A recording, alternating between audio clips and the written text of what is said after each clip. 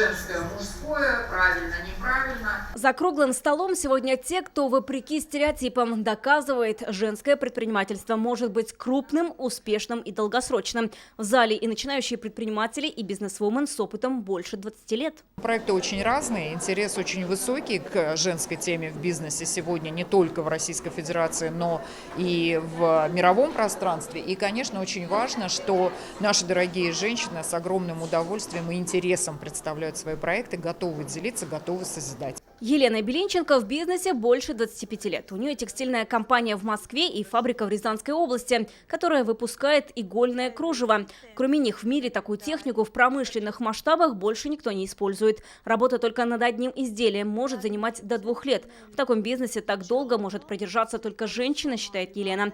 Сейчас санкции подталкивают расширять производство. Сейчас разрабатываем коллекцию одежды, потому что у нас есть цех на фабрике, не только кружево, которое выпускает, но и пошивает одежду. Мы стараемся, сейчас разрабатываем новые коллекции, чтобы какое-то было импортозамещение.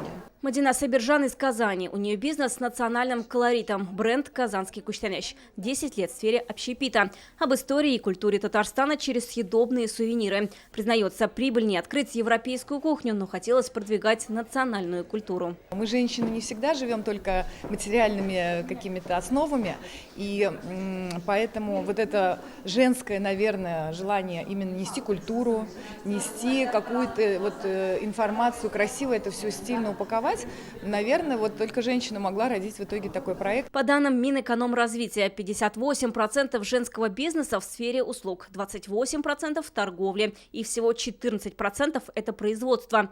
Женщины боятся идти в техническую сферу, говорит Инга Легасова. Предприниматель из Москвы уверяет, в бизнесе не нужно равняться на мужчин, а использовать женские стратегии и манеру поведения. Если женщина работает в производственном бизнесе, то, как правило, это менеджер или топ-менеджер.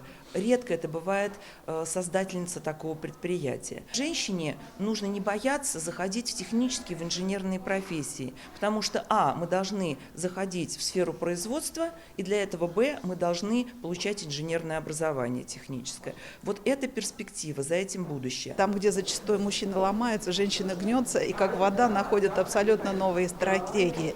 То же самое и в отношении конкретно моего бизнеса. То есть, да, мы переформатируемся, да, мы занимаемся импортозамещением, находятся абсолютно нестандартные какие-то логистические схемы. Но в целом самое главное, мне кажется, это сейчас сохранять именно крепкость духа, вера в себя, свою команду. Встреча женщин-предпринимателей прошла на площадке Казанского института культуры. ВУЗ и Союз женских сил по поддержке гражданских инициатив и проектов подписали соглашение о сотрудничестве. Теперь, например, студенты-дизайнеры смогут предлагать свои проекты и вместе их реализовывать. Вероника Гайнудинова, Ильшат Мухаметов, ТНВ, Казань. Закажи рекламу на ТНВ. Телефон в Казани 5 705 100.